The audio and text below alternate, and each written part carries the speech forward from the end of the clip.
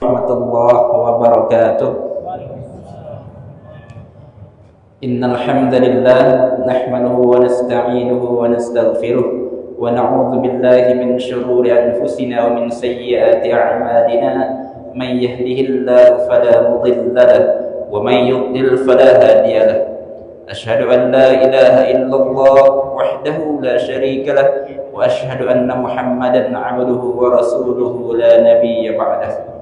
Qala Allah Ta'ala fi kitabihil karim, a'udzu billahi minasy syaithanir rajim. Bismillahirrahmanirrahim. Ya ayyuhan nasu 'budu rabbakumul ladzi khalaqakum wal ladzina min qablikum la'allakum tattaqun. Shadaqallahul 'azim. Alhamdulillahi rabbil alamin. Segala puji hanya milik Allah Subhanahu wa taala. Mari kita bersyukur kepada Allah Subhanahu wa taala atas segala limpahan nikmat yang Allah titipkan kepada kita dengan mengucapkan alhamdulillahi rabbil alamin. Salawat dan salam semoga senantiasa tercurahkan kepada junjungan alam Nabi kita Muhammad sallallahu alaihi wasallam. Allahumma salli ala sayyidina Muhammad wa ala ali sayyidina Muhammad. Mudah-mudahan kita minta kepada Allah Subhanahu wa taala diperjumpakan dengan Nabi Muhammad sallallahu alaihi wasallam dan dimasukkan ke surganya bersama dengan beliau dan tentunya bersama dengan orang-orang yang kita cintai di dunia ini. Amin ya Allah ya rabbal alamin. Yang terhormat PJ Wali Kota Pulau Pinang yang diwakili oleh Kabak Esra, yang kami hormati penceramah ayahanda Ustadz Andi Usman Taufan. Beliau adalah dai kebangsaan Kemenak RI sekaligus dai News TV yang sering kita lihat. Yang kami hormati ayahanda Ustadz Johan MPD selaku Ketua Kepala Badan Pengelola Masjid Al-Fatimah dan seluruh tamu undangan, hadirin para jamaah salat Isya Masjid Al-Fatimah yang kami hormati. Alhamdulillah, pada malam hari ini kita mengadakan tabligh akbar yang akan insyaallah akan diisi oleh Ustadz Andi Usman. Mari kita simak kajian ini insyaallah dengan baik. Mudah-mudahan majlis ini mendapat naungan dari Allah Subhanahu wa taala. Kita yang hadir pada malam hari ini mendapat ampunan dari Allah Subhanahu wa taala. Amin ya Allah ya rabbal alamin. Bapak Ibu hadirin rahimakumullah, untuk mengawali majlis kita pada malam hari ini, marilah sama-sama kita awali dengan lafaz basmalah. Bismillahirrahmanirrahim. Selanjutnya marilah kita dengarkan bersama sambutan dari Ketua Badan Pengelola Masjid Al-Fatimah kepada Ustadz Johan Muhammad Nasir MPD. Disilahkan.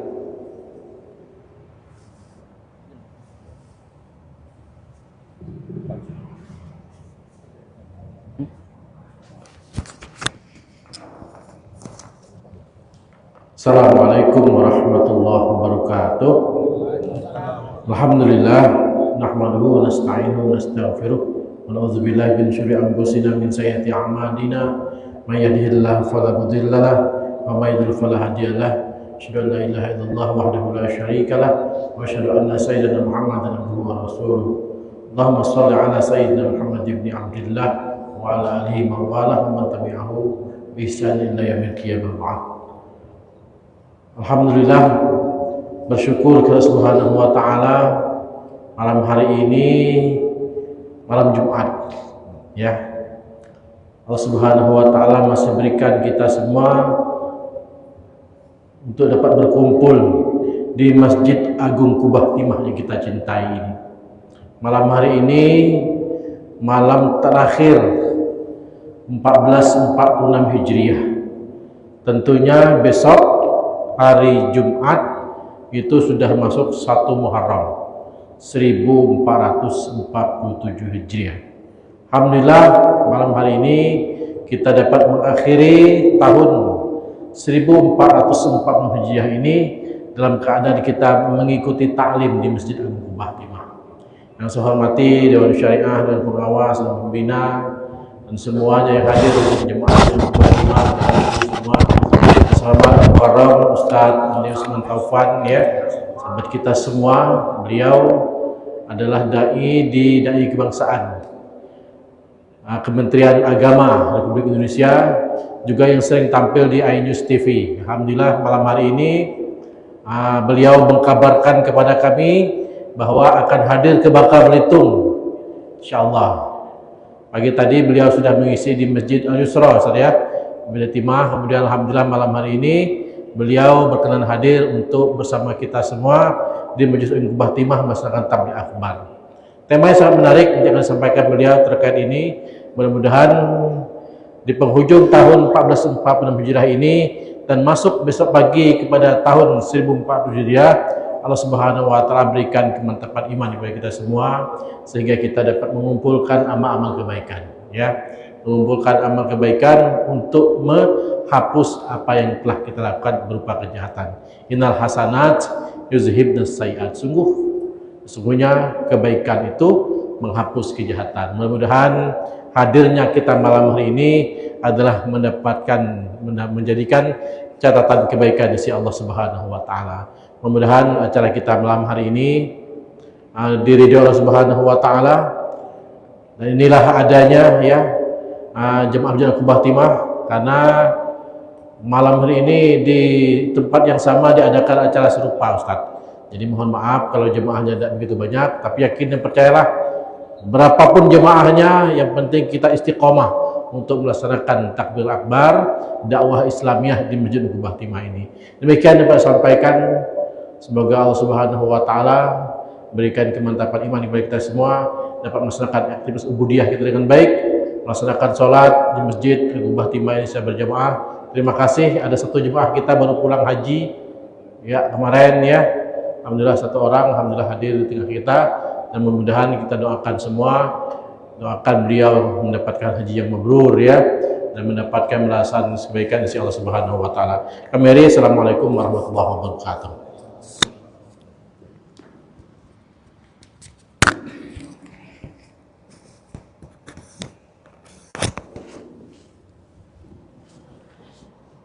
Terima kasih kami sampaikan kepada Ustaz Johan atas sambutan yang disampaikan. Mudah-mudahan bermanfaat untuk kita semua. Bapak Ibu rahimakumullah, para jamaah hadirin salat Isya yang berbahagia, selanjutnya mari kita dengarkan tausiah agama yang disampaikan oleh Ustaz Andi Usman Taufan. Kepada beliau falyatafaddal masykurah.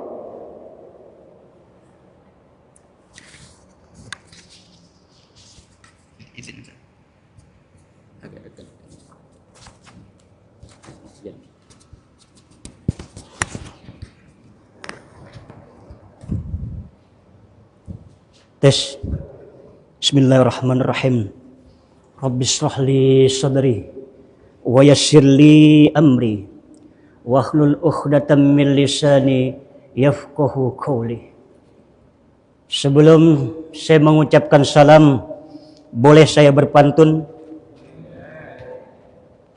Burung merpati terbangnya tinggi, dihempas oleh si burung elang. Aku sudah datang dari tadi. Ku tengok tak ada kopi-kopi yang kunjung datang. Hamba bukan ahli nujum, bukan pula si penjual labuh. Hamba ucapkan Assalamualaikum warahmatullahi wabarakatuh.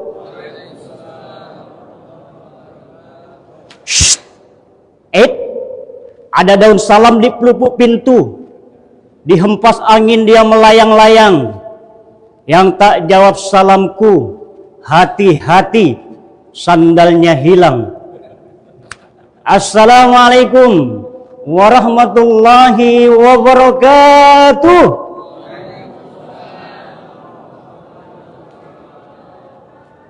Nampaknya takut juga sandalnya hilang. Alhamdulillahilladzi hadana lihadza wa ma kunna linahtadiya laula an hadanallah. Asyhadu an la ilaha illallah wahdahu la syarikalah syahadatan wa'adduha liliqa'i dhuhran wa asyhadu anna muhammadan abduhu wa rasuluh arfa'ul bariyati qadra. Allahumma salli wa sallim ala sayyidina wa ala ali sayyidina sepelit-pelitnya orang pelit, kata baginda Nabi, ketika disebut nama beliau, dia tak mau jawab salamnya. Itu pelitnya, rajanya pelit. Dan ketika disebut nama baginda Nabi, tak jumpa, tak berselawat, tak mau dia bersaut, maka ia berada di dalam kegelapan padang mahsyar. Allahumma salli wa sallim ala sayyidina wa ala ali sayyidina alladhi harabal batil wa aidal haqq wa tamathar razail wa ahyal fadail wa tammama makarimal akhlaq wa hadan nas ila siratil mustaqim siratal ladzina namallahu alaihim minan nabiyyin wasiddiqin wasyuhada'i wa solihin, amma ba'd. Kama qala Allah Ta'ala fi dzikril hakim. A'udzu billahi minasyaitonir rajim. Bismillahirrahmanirrahim. Ya ayyuhan nasu u'budu rabbakumul ladzi khalaqakum wal ladzina min qablikum la'allakum tattaqun. Wa kama qala Rasulullah sallallahu alaihi wasallam, kullu ummati yadkhuluna ilal jannah illa man aba. Qila man yaba ya Rasulullah? Qala Rasulullah sallallahu alaihi wasallam, man ata'ani faqad dakhala jannah wa man asani faqad aba. Shadaqallahu lazim wa sadaqa rasulun nabiyil karim wa nahnu ala dzalika minasyahidin wasyakirin. Al-Mukarram Raisul Mujahid Masjid Kubatimah, komandan kita Ustadz Johan, dengan wasilah beliau alhamdulillah saya hadir di tengah jamaah Masjid Kubatimah. Mudah-mudahan Ustadz Johan senantiasa Allah sehatkan badannya, Allah panjangkan umurnya, Allah mudahkan segala urusannya, Allah tambahkan nikmat yang ada pada dirinya, Allah jadikan keluarganya keluarga yang sakinah mawaddah warahmah, Allah tambahkan rezekinya, Allah tambahkan pula istrinya. Ada istrinya di sini. Saya cuma doa, yang ngaminkan ini yang depan.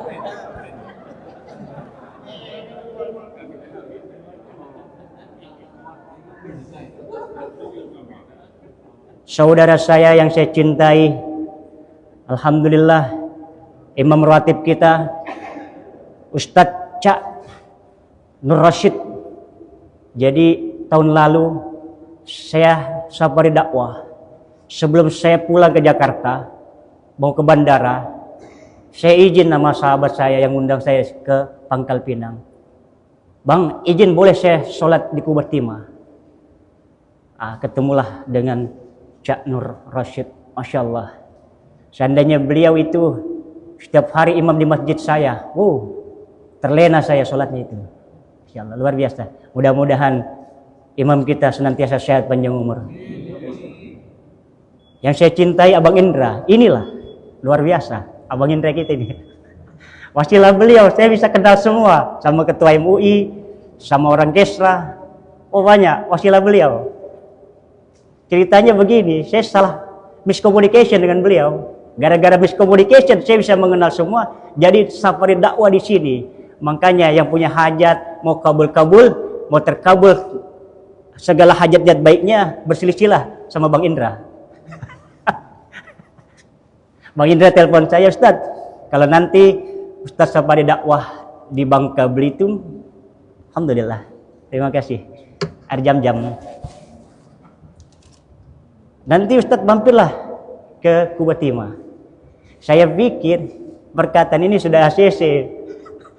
Saya habis safari dakwah di Batam, Tanjung Pinang. Saya balik ke Jakarta, saya langsung konfirmasi sama Bang Indra. Bang Indra, saya OTW Pangkal Pinang ini. Pangkal Pinang, tanggal 25 sampai tanggal 30. Wah, Ustadz kayaknya ngomong dulu sama ketua. Saya bilang, antum gimana sih? Wasilah beliau lah. Akhirnya saya rasa kusuk, kenal dengan Pak Ketua kita. Ternyata beliau sahabat abang saya di Jogja. Saya kenal dengan Ketua MUI.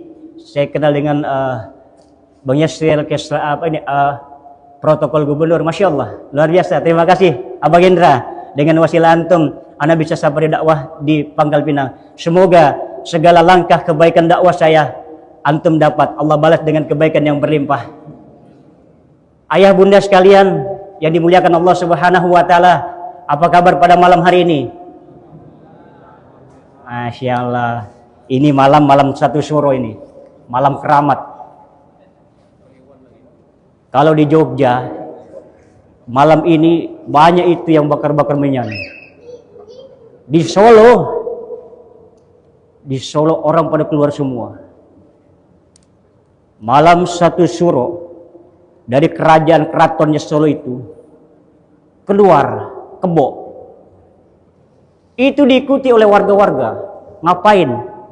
Kalau keboknya itu buang hajat, itu berebut itu ngambil hajatnya kebo.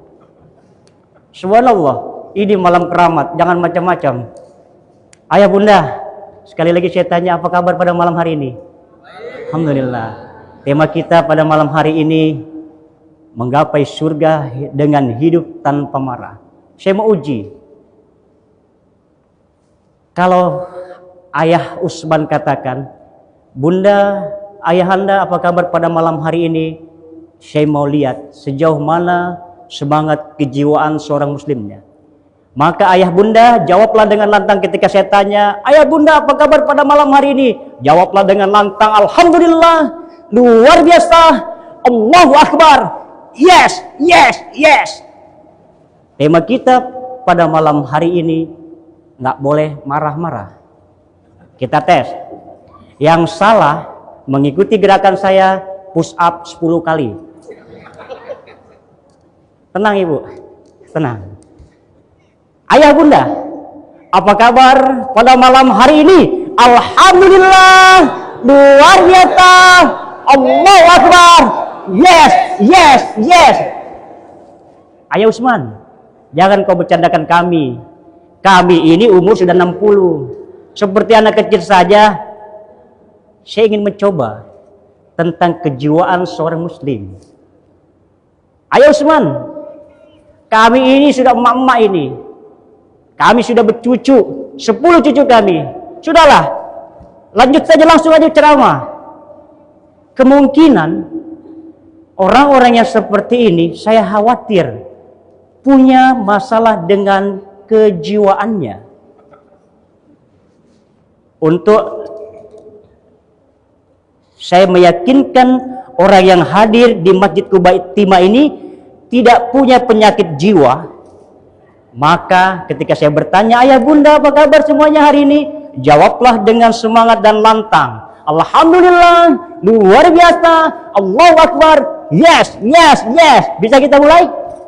Mudah-mudahan jamaah sekalian tak ada satupun yang mempunyai penyakit jiwa. Ayah bunda sekalian, apa kabar pada malam hari ini? Alhamdulillah, luar biasa, Allahu Akbar, yes, yes, yes, takbir, Allahu Akbar, takbir, Allahu Akbar, Masya Allah, luar biasa.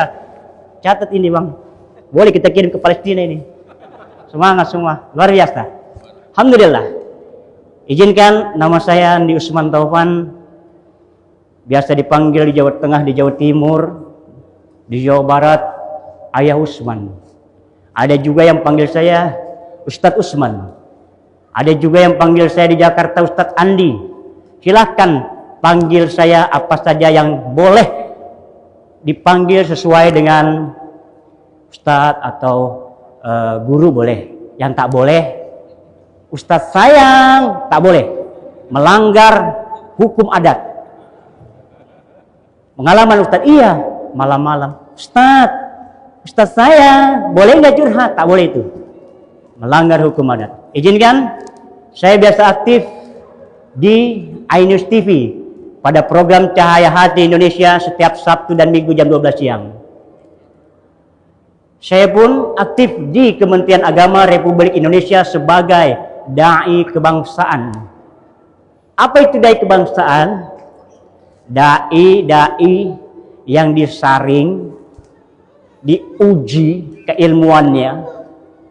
Setelah lulus ujian itu, masuklah kita menjadi seperti mitra Kemenang. Statusnya sebagai dai kebangsaan Republik Indonesia. Saya alumni dari Pondok Pesantren Darul Kolam Gintung Balaraja Tangerang.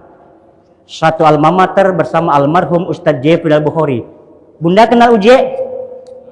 Siapa yang tak kenal UJ?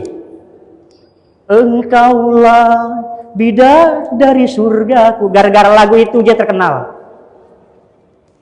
Saya satu pondok sama beliau. Jadi santri mulai dari kecil hingga dewasa. Ketika kita sampai kelas 5, UJ dikeluarkan dari pondok pesantren. Singkat cerita, beliau kembali kepada jalan yang benar, menjadi mubalik, bikin pesantren di Gunung Putri Bogor. Masjid baru setengah jadi, kamar-kamar santrinya baru setengah jadi, beliau meninggal. Allah panggil pulang ke rahmatullah. Mamanya Umi Tatu datang ke rumah saya. Ayah Usman, tolong lanjutkan pondok pesantren yang dibangun anak saya. Alhamdulillah, saya mau. Singkat cerita, pondok pesantren itu sudah berdiri megah. Santri-santrinya kurang lebih 500 orang dari berbagai pelosok pulau-pulau yang ada di Indonesia. Kita doakan semoga almarhum Ustadz Jefri Al-Bukhari senantiasa Allah maafkan segala hilafnya. Allah jadikan alam kuburnya taman-taman surga, raudhatul min raudhatil jannah. Allah jadikan keturunannya, anak-anaknya menjadi anak-anak yang baik, anak-anak yang soleh dan soleha. Bibarakati wa bi mujizatil Fatihah. Alhamdulillahirabbil alamin. Iyyaka na'budu wa iyyaka nasta'in ihdinas siratal mustaqim. Siratal ladzina an'amta 'alaihim ghairil maghdubi 'alaihim. Sebelum saya lanjut, boleh saya minum? Sedikit saya menyampaikan salah satu sunnah minumnya baginda Nabi Muhammad SAW. Ibu bisa lihat saya? Kalau saya duduk kelihatan tak? Tak kelihatan, ya udah saya berdiri. Saya ajarkan salah satu sunnah minum baginda Nabi Muhammad SAW. Mohon maaf ya Allah, saya berdiri untuk mencontoh ibu-ibu yang di belakang. Kalau saya duduk tak kelihatan beliau. Bismillahirrahmanirrahim. Alhamdulillah. Bismillahirrahmanirrahim. Alhamdulillah. Bismillahirrahmanirrahim. Alhamdulillah. Ibu lihat, 3 kali bismillah, 3 kali tegukan, 3 kali alhamdulillah. Tapi minumnya tak boleh berdiri. La tasrabanna ahadukum qa'iman. Janganlah engkau makan dan minum sambil berdiri. Yang makan minum sambil berdiri itu binatang. Yang saya sampaikan tadi, cara minum baginda Nabi Muhammad SAW. 3 kali bismillah, 3 kali tegukan, 3 kali alhamdulillah. Barang siapa yang minumnya cara baginda Nabi Muhammad SAW, selama air itu masih berada dalam tubuhnya, Allah jaga dirinya dari segala bentuk kemaksiatan. 1, saya kasih amalan sunnah minum baginda Nabi Muhammad. Ibu, ayahanda, kalau minum dengan cara baginda Nabi Muhammad, yang punya penyakit, insya Allah penyakitnya pelan-pelan akan hilang. Ayah bunda, tema kita pada malam hari ini, hidup tanpa marah. Sebelum saya kupas tentang sebuah tema ini, saya mau bertanya, siapa yang setuju marah itu boleh? Ayah, Ustadz, marah itu boleh asal pada tempatnya. Ada yang setuju? Saya mau tanya ibu-ibu ini, karena yang suka marah-marah ini biasanya ibu-ibu. Ibu, apakah ibu setuju? Ustadz, marah itu boleh asal pada tempatnya. Setuju? Oke. Saya tanya sama bapak-bapaknya ini. Karena bapak-bapak adalah korban kemarahan ibu-ibu. Ayah, bolehkah kita marah asal pada tempatnya? Boleh. Dia belakang, setuju? Sekarang saya mau tanya, siapa guru kalian yang mengajarkan marah itu boleh asal pada tempatnya? Ustadz mana itu? Saya mau datangin malam ini. Saya mau belajar sama dia.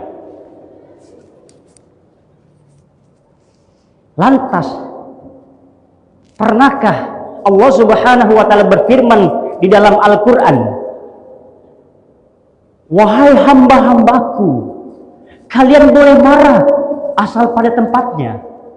Saya ngaji 8 tahun di Banten, nggak pernah ketemu ayat seperti itu. Mungkin ayah bunda pernah melihat suatu hadis, baginda Nabi mengatakan, ummati, ummati, kalian boleh marah asal pada tempatnya. Saya mondok di Malaka, ujungnya Jakarta Utara, ngaji kitab, nggak ketemu hadis kayak begitu. Ummati, ummati, kalian boleh marah asal pada tempatnya. Pernah Nabi ngomong begitu? Tidak. Lantas kalimat itu, marah boleh asal pada tempatnya. Dari mana asal kalimat itu? Yang pasti kalimat itu tak punya dasar. Yang pertama kali marah adalah iblis, laknatullah alaih. Jadi kalau ibu-ibu sering marah-marah, seperti siapa? Saya tak ngomong. Pak, kita tahu istri kita itu adalah wanita, kelompok ras terkuat di muka bumi ini. Kita ngomong satu, dia ngomongnya 20 kata. Kita ngomong 10 kata, dia 100 kata. Makanya kemarin teman saya tanya, Ayah Usman, kenapa hari raya Idul Kurban hewan yang dikurbankan itu jantan semua? Kenapa? Ada yang tahu? Saya jawab begini, bro, kalau seandainya binatang yang dikorbankan itu betina, jangankan ngalah, mau berkorban aja nggak mau, kan gitu ya. Tapi ayahanda, kalau kita membuat marah istri kita, jangankan kita masuk surga, mencium wangi surga tak dapat. Hebatnya wanita. Bapak malam ini marahin ibu, besok Allah takdirkan dapat rezeki gara-gara marahin istri kita, itu rezeki tertahan. Sedikit saya mau cerita.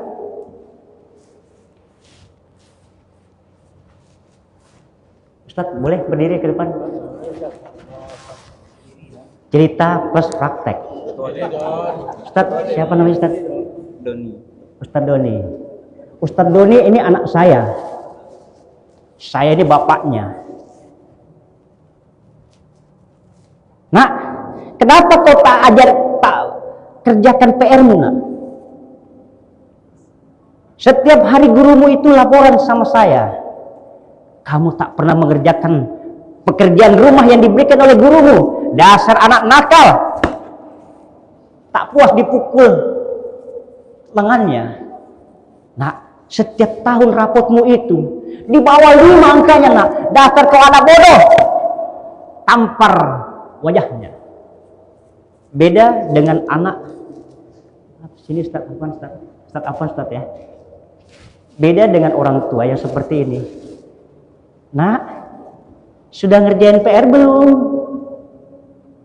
Wah, nak, kemarin guru telepon. Ternyata setiap pekerjaan rumah yang kau kerjakan nilainya bagus, nak. Giat-giatlah kau belajar, nak. Dua kepribadian orang tua yang berbeda. Lantas di saat anak ini, boleh kemari Ustaz? Jangan duduk dulu Ustaz. Anak saya suruh ambil dia gelas. Coba kau ambil gelas di dapur. Lantas diambil gelas. Gelas itu tiba-tiba pecah. Gomprang. Dasar matamu kemana? Papa katakan bawa gelas ke papa, bukan untuk mecahin gelas. Anak kurang ajar. Tampar. Beda reaksi sama orang tua yang seperti ini. Nak, tolong ambilkan papa gelas di dapur, nak. Diambilkan gelasnya. Tiba-tiba gelasnya jatuh pecah. Astagfirullahaladzim. Oh tak apa nak, hati-hati nak. Kau minggir-minggir dulu nak. Nanti kau keinjak beling, kakimu berdarah. Coba ambil tolak sana, ambil sapu, ambil serokan sampah, kita bersihkan sama-sama. Dua kepribadian orang tua yang berbeda. Ustaz, apa Ustaz? Barakallah. Kira-kira yang dapat menyelesaikan masalah, orang tua yang keras nada bicaranya atau orang tua yang lembut? Saya mau cerita kisah nyata yang terjadi di Bekasi.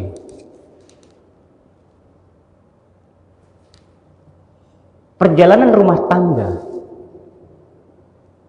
Dia mempunyai anak satu, umurnya 5 tahun.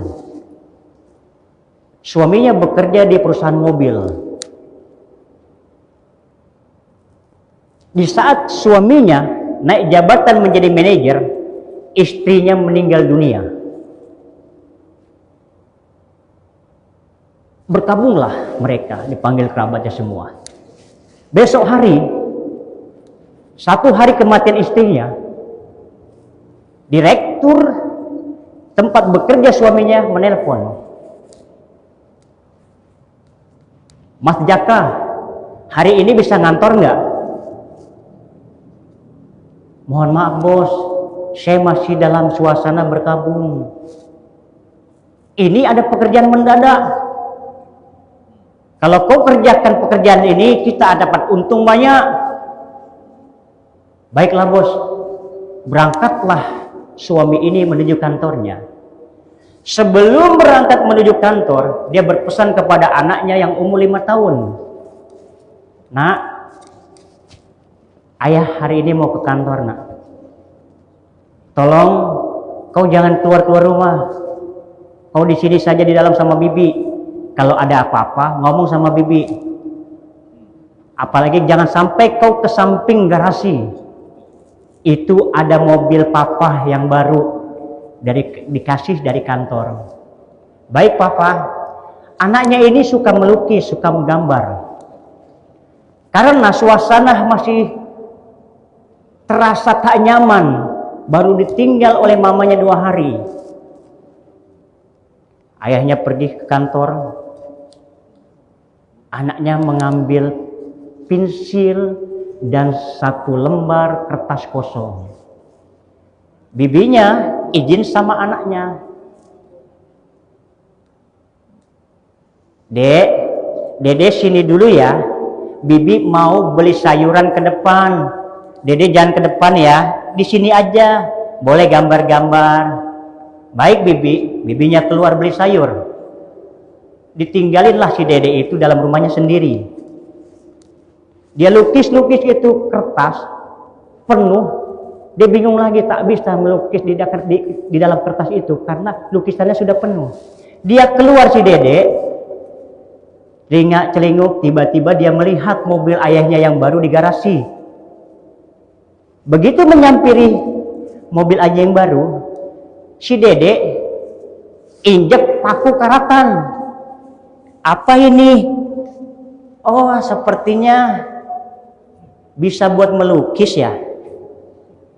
Di samping mobil ayahnya yang baru, dia megang paku. Dilihat itu paku. Ah, mobil ayah mau aku lukis ah. Dilukis mobil ayahnya yang baru pakai paku karatan. Digambar itu mobil baru ayahnya. Tiba-tiba ayahnya yang sudah setengah perjalanan menuju kantornya, dia lupa ketinggalan laptopnya. Balik lagi itu ayahnya. Begitu balik, si Dede sudah selesai menggambar melukis mobil ayahnya dengan paku karatan. Masuklah si Dede ke dalam. Sampai ayahnya masuk di rumah, begitu mau masuk pintu, dia menoleh ke garasi. Ih, sepertinya mobil aku ada apa itu ya? Dideketin mobilnya, ternyata mobilnya dicoret-coret oleh anaknya. Bapaknya tahu, karena anaknya suka menggambar. Berteriak ayahnya, "Dede, di mana kamu?" Ayah sudah pulang. Katanya ayah mau ke kantor. Sini kamu. Siapa yang coret-coret mobil ayah? Dede, bagus kan ayah? Anak kurang ajar, ditampar anaknya. Jatuh anaknya, dia menangis, "Mama, papa jahat." Lari anaknya masuk ke dalam. Bibinya pulang, begendong-gendong itu di cencing-cencing sayur-sayuran, melihat dedenya nangis, berteriak bibinya, "Dede kenapa?" "Ayah jahat, aku dipukul sama ayah." Tak puas ayahnya memukul anaknya, lari dia masuk ke dalam rumahnya, dicari apa? Sapu lidi. "Sudah papa bilang, jangan kau dekati itu mobil. Malah kau coret-coret mobil ayah yang baru." Dipukul anaknya dengan sapu. Pak. Dia tak tahu ayahnya, anaknya itu di saat melukis, dia pegang paku karatan itu tak dilepas. Di saat ayahnya memukulinya dengan sapu lidi, digenggam kencang-kencang itu paku yang berkarat. "Ayah jahat, mama, tolong aku, mama. Ayah jahat." Anak kurang ngajar, dipukul itu anaknya dengan sapu sehingga terlihat bekas memar-memarnya. "Bibi, masukkan anak ini ke kamar, jangan kasih keluar 1 hari." "Iya tuan," dimasukkan itu anaknya. Ayahnya ambil laptop, berangkat lagi ke kantornya. 1 jam kemudian, Dede mau makan tidak?" kata bibinya. Ini kisah nyata yang saya ceritakan ini. "Tidak Bi, aku tak lapar, tapi sepertinya badanku kedinginan bibi." Dipegang jidatnya oleh bibinya. Badannya dingin sekali. Telepon tuannya, Tuan, anak tuan sepertinya kedinginan. Biarin, biar dia rasakan itu. Tuan, sepertinya anak tuan sakit. Kalau memang dia sakit, di kota obat ada paracetamol. Kasih dia paracetamol. Dikasih paracetamol sama bibinya. 1 jam kemudian, dinginnya berubah menjadi panas. "Kok Dede badannya panas sekali?" "Bibi, aku kepanasan, Bibi, aku kepanasan." "Kamu kenapa, Dede?" Bibinya telepon ayahnya lagi. "Tuan, anak tuan sekarang badannya panas. Panasnya tinggi sekali. Kasih aja paracetamol lagi." Ayahnya masih dalam keadaan marah dengan anaknya. Dalam 4 jam, anaknya itu mukanya biru, menggigil kepanasan, kadang panas, kadang dingin. "Tuan, sepertinya anak tuan ini bermasalah. Tadi dingin, tadi panas, sekarang sudah menggigil, wajahnya agak biru." Ayahnya cepat-cepat pulang. Dibawa ke rumah sakit Cipto Mangunkusumo. Begitu dibawa ke rumah sakit Cipto Mangunkusumo, masuk dia di ruang khusus. Keluarlah seorang dokter berpakaian putih-putih, mengatakan, "Ini anak siapa?" "Saya ayahnya, dokter." "Kenapa kau baru dibawa?" "Memangnya kenapa, dokter?" "Ini anakmu. Kalau telat aja kau bawa ini ke rumah sakit, bisa meninggal." "Memang anak saya kenapa, dokter?" "Anakmu itu tetanus." "Kok bisa?" "Aku lihat," kata dokter, "di tangannya digenggam sebuah paku yang karatan. Nancep paku itu di tangannya. Paku berkarat itu mengalir ke aliran darahnya, membuat darahnya jadi tetanus, terinfeksi kayu karatan. Seandainya anak bapak ini tak cepat dibawa ke rumah sakit, dia akan meninggal dunia. Jadi bagaimana, dokter?" "Satu-satunya jalan, anakmu harus diamputasi tangannya." Menangis bapaknya itu. "Gimana, dokter? Harus diamputasi.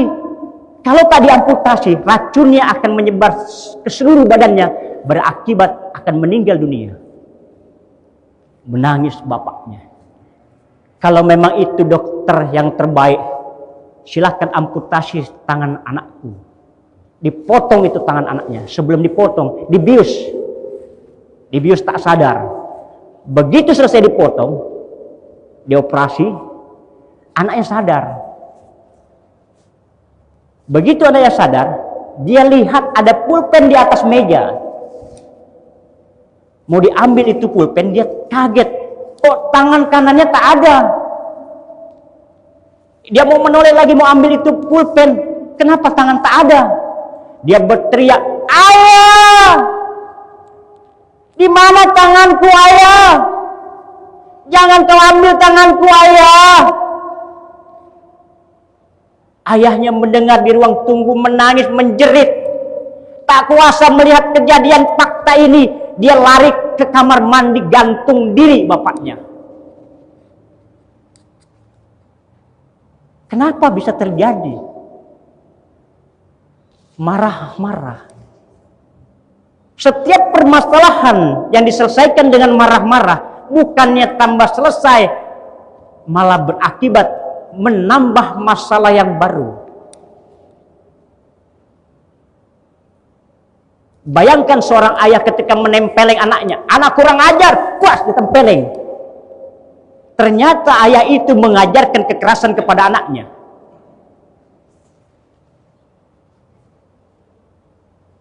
Beda dengan seorang ayah yang bertutur kata lembut, mengajarkan kebaikan-kebaikan kepada anaknya. Maka dia akan tumbuh sebagai seorang anak yang mempunyai tutur kata baik, perilaku baik. Karena memang ayahnya mengajarkan. Tapi jikalau seseorang anak diajarkan dengan kekerasan, marah-marah ya, jangan salah kalau anaknya besar nanti akan menjadi kolektor. Tahu kolektor? Tugasnya marah-marah. Bayar utang. Bayar utang. Awas kalau tak bayar. Mulai dari saat ini, saya mengajak ayah bunda, siapa yang saat ini mau berjanji hidupnya tanpa marah-marah lagi, cum. Oh, tak ada. Luar biasa. Suatu ketika Sayyidina Ali, kenal Sayyidina Ali, sahabat Rasulullah, kenal? Kenal ibu? Sayyidina Ali sahabat Rasulullah? Kenal di mana? Di saat Sayyidina Ali berkelahi dengan orang kufar, orang kafir Quraisy, berkelahi dia. Sayyidina Ali bawa pedang, puas dihunus berkelahi. 3 jam Sayyidina Ali berkelahi. Tiba-tiba orang kafir Quraisy itu jatuh, mau ditebas batang lehernya oleh Sayyidina Ali. Tiba-tiba Sayyidina Ali diludahi wajahnya oleh orang kufar Quraisy itu. Cuy, ludah itu kena wajahnya Sayyidina Ali. Apa yang terjadi? Sayyidina Ali wajahnya memerah, marah dia. Ketika orang kafir Quraisy itu mau ditebas batang lehernya, berhenti pedang itu pas di tengah lehernya. Tak jadi dipenggal itu orang kafir. Pedangnya itu dibuang oleh Sayyidina Ali. Wah, Sayyidina Ali lari. Orang kafir ini berteriak, "Wahai Ali, kenapa tak jadi kau bunuh aku? Kenapa kau tak jadi memotong leherku?" Apa kata Sayyidina Ali? "Pertama kita berkelahi, aku niat membunuhmu karena Allah. Di saat kau jatuh ingin kubunuh, kau ludahi aku, kena wajahku, aku marah bukan main. Di saat aku ingin tebas dirimu, aku ingat pesan Rasulullah. Jangan kau campuri imanmu dengan amarah. La taghdab walakal jannah. Janganlah engkau marah, maka engkau berhak akan surga." Tak jadi dibunuh Sayyidina Ali. Tak jadi dibunuh oleh kafir Quraisy itu oleh Sayyidina Ali. Karena Rasulullah mengajarkan, la taghdab walakal jannah. Janganlah engkau marah, maka engkau berhak akan surga. Ibu, ada 2 nanti di akhirat kehidupan. Kehidupan bahagia dan kehidupan tak bahagia. Kehidupan bahagia adalah surga. Kehidupan tak bahagia adalah neraka. Di surga tak ada orang yang berteriak-teriak. Tak ada di surga orang yang marah-marah, tak ada. Orang yang berteriak-teriak, yang marah-marah itu adanya di mana? Di neraka. Tolong, ampun, panas. Berteriak-teriak iya. Jadi mulai saat ini saya mengajak ayah bunda, siapa yang saat ini mau berjanji pada hari ini aku tak akan marah-marah lagi. Cuma 3 orang. Mudah-mudahan Allah berikan jalan yang terbaik. Ayah bunda, sedikit permasalahan rumah tangga saya angkat. Kenapa kadang-kadang suami istri sering marah-marah? Karena kita tak tahu ilmunya. Pak, seringkali istri kita itu banyak bicara. Kadang-kadang kita memponisnya, istriku itu cerewet, bawel. Padahal sebenarnya tidak. Istri kita itu bukan bawel, bukan cerewet, Pak. Saya pernah mengikuti seminar tentang perempuan. Ternyata istri kita itu banyak bicara, bukannya bawel, bukan cerewet, tapi kodrat. Ustadz begitu amat buka kartu. Iya, karena memang Allah ciptakan istri kita itu seorang ibu harus banyak pandai bicara. Allah ciptakan di otak kanan perempuan per 1 hari 20.000 kata. Tuh, bayangkan. Allah ciptakan di dalam otak istri kita 20.000 kata per 1 hari. Sedangkan kita sebagai seorang suami laki-laki ini, Allah ciptakan di otak kiri kita cuma 7.000 kata. Banyak mana katanya? Ya istri kita. Makanya istri kita kalau banyak bicara bukan bawel itu, bukan cerewet, kodrat itu.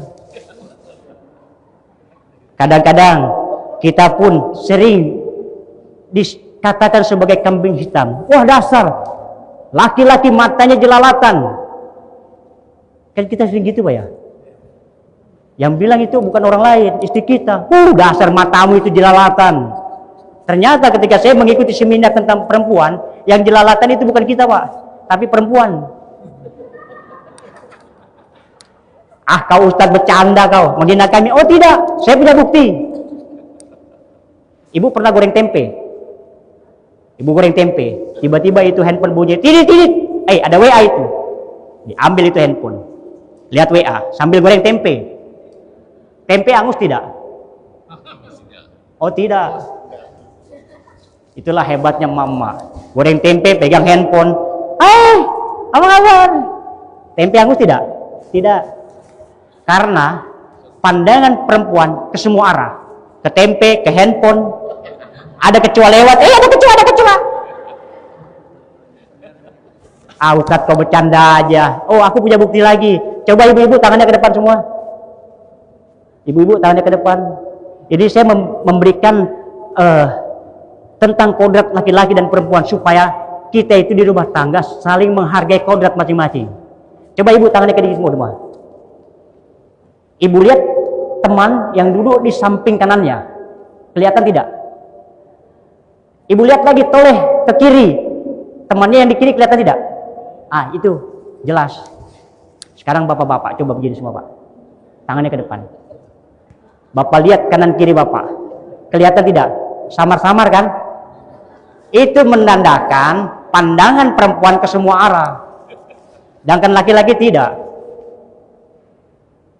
Makanya toilet laki-laki dan toilet perempuan itu berbeda.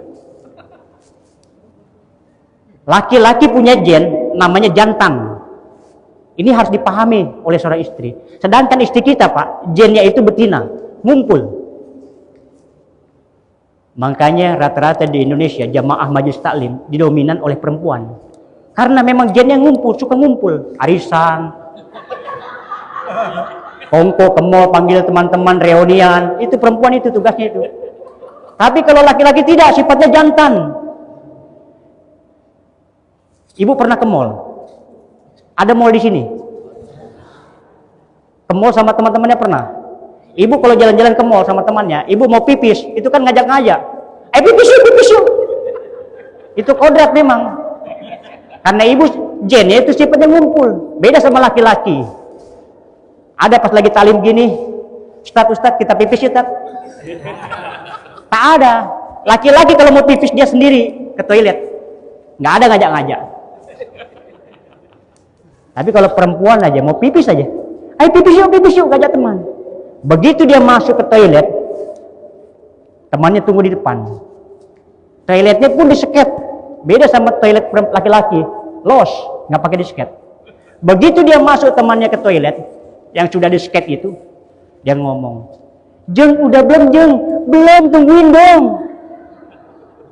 Kamar mandi sudah disket aja masih ngobrol." Itu kodrat, kan beda sama laki-laki. Begitu toilet tanpa pakai bilik, begitu dia pipis pandangan lurus ke depan, nggak ada tengok-tengok kanan kiri, nggak ada. Ini menandakan laki-laki itu sifatnya jantan. Ya Pak, jadi mulai saat ini jangan kita bilang istri kita itu cerewet, bawel, tidak. Karena al-ummu madrasatul ula. Ibu itu guru pertama untuk anak kita. Dia harus pandai cakap-cakap. Kembali kepada marah. Orang yang sering marah-marah, penyakitnya itu migrain, stroke, jantungan, dikit-dikit, aduh pusing pala. Itu karena kebanyakan marah-marah. Ibu-ibu yang ketawa sering ya marah-marah ya. Sering pusing-pusing. Nah, itu dampaknya Ibu. Kita harus menyadari, ternyata ketika kita marah, potensi stroke, potensi jantungan, kurang ajar kau ya, tiba-tiba mati dalam keadaan marah. Pernah melihat orang marah tiba-tiba langsung stroke? Ketika kita marah, memompa jantung kita, berdetak jantung itu tak stabil tapi kencang, tuk tuk tuk tuk. Bapak pernah marah, detak jantung Bapak tak stabil, itu potensi dengan kematian. Kalau tak mati, stroke. Kalau tak stroke, migrain, kepala pusing. Jadi bagaimana Ustaz?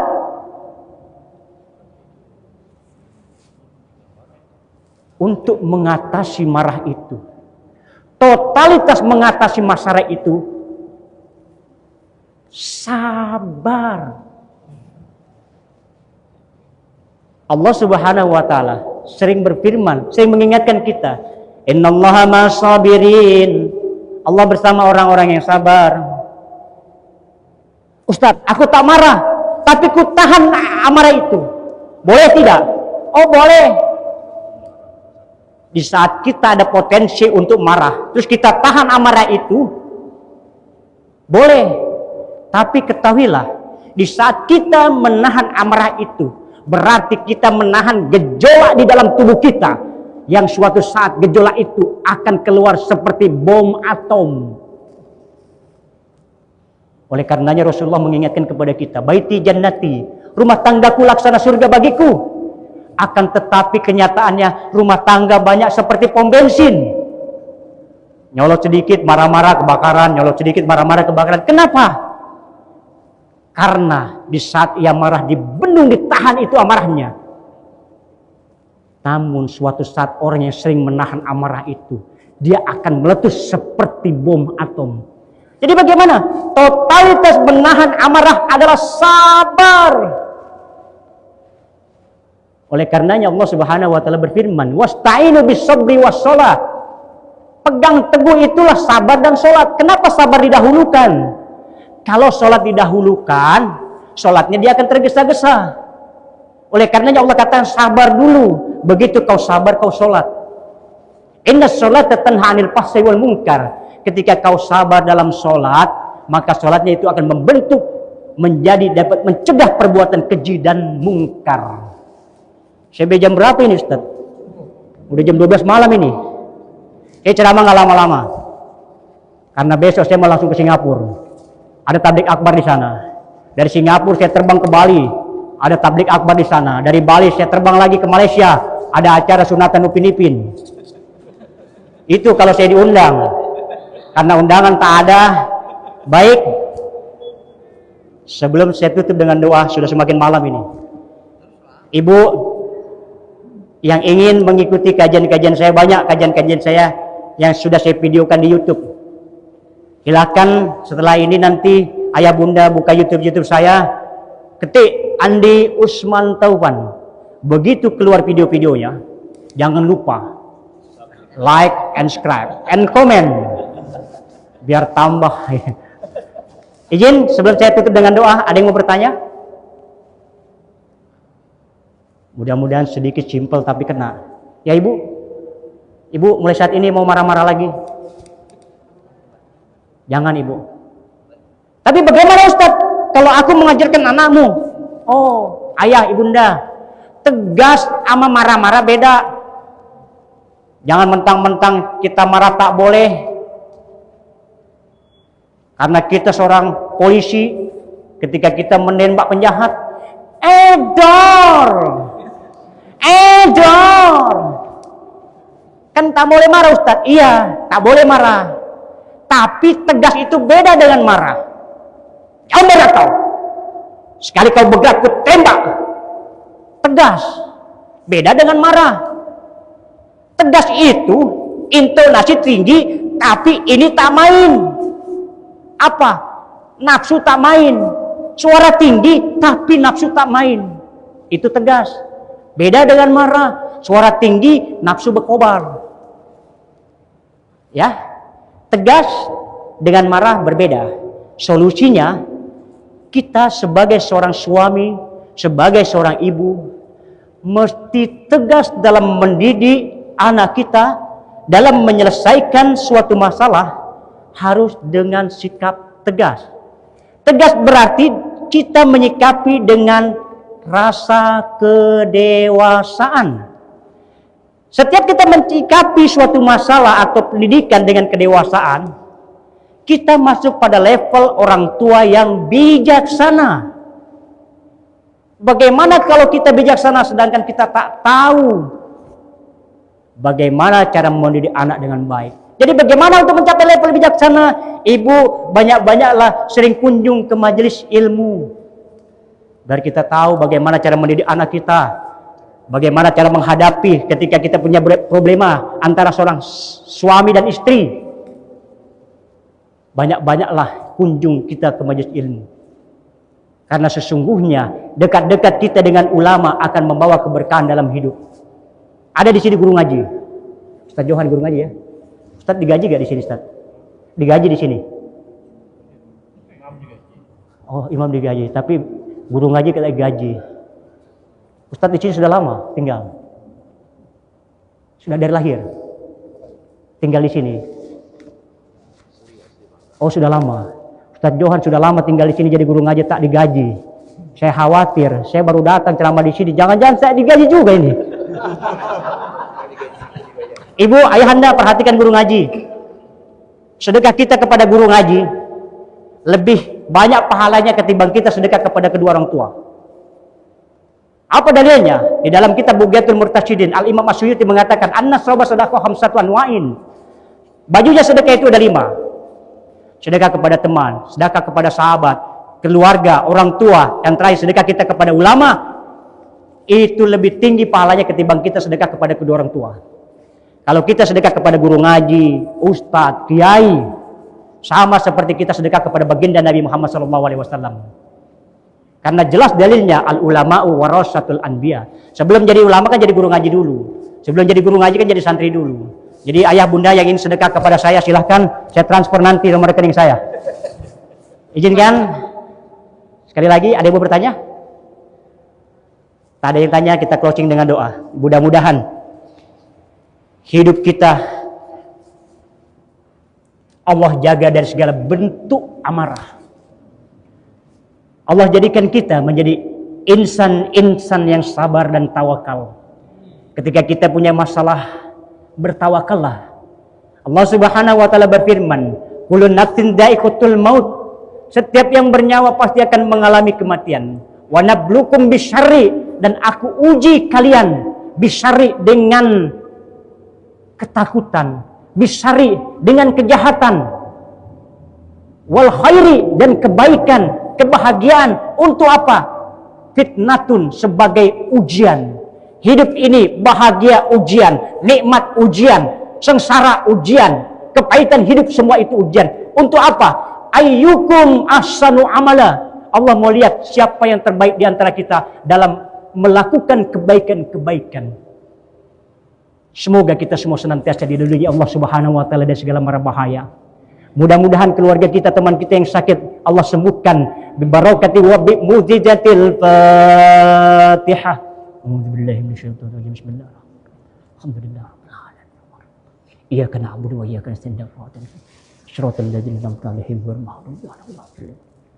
Wa fadla ya karim ya arhamar rahim irhamna. Allahumma bihaqqil Fatihah wa bisyiril Fatihah wa bi karamatil Fatihah wa bi azamatil Fatihah wa bi syafaatil Fatihah. Allahumma ya Allah dzabil bala ya Allah. Allahumma ya Allah dzabil bala rahman. Allahumma ya Allah dzabil bala rahim. Adinna min balad dunya wa min adzabil akhirah. Dawam fi subhanakallahumma tayyibun fi salam wa akhiru da'um alhamdulillahirabbil alamin. Pesan saya malam ini, malam 1 Syura, sunnahnya perbanyak istighfar. Sunnah.